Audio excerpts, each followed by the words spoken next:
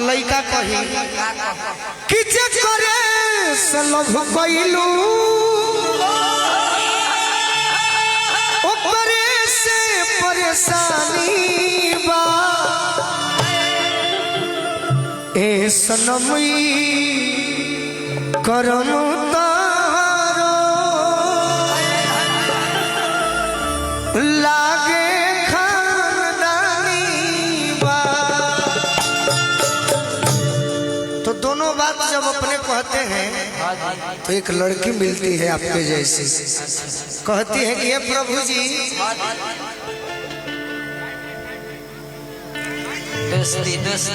थोड़ा सा आनंद लीजिए,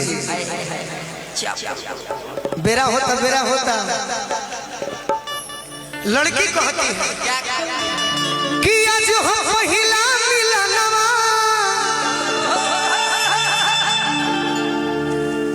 मिलल सजनी के सजनवा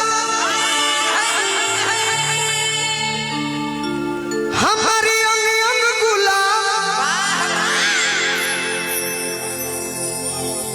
नियन खिलल बदनवा सुनी सुनी भगवान जन बिहान हो खेती।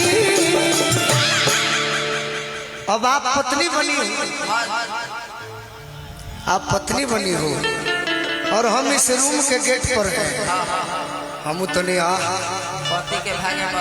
बुझाई मजा आ जाए सब सपना पूरा। अरे कि आज राजा जी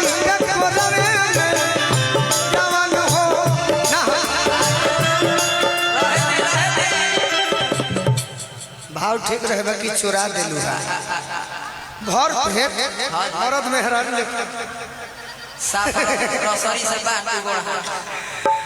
क्या दिक्कत है? हम खराब हैं, महक रहे हैं, बदबू आ रहा है।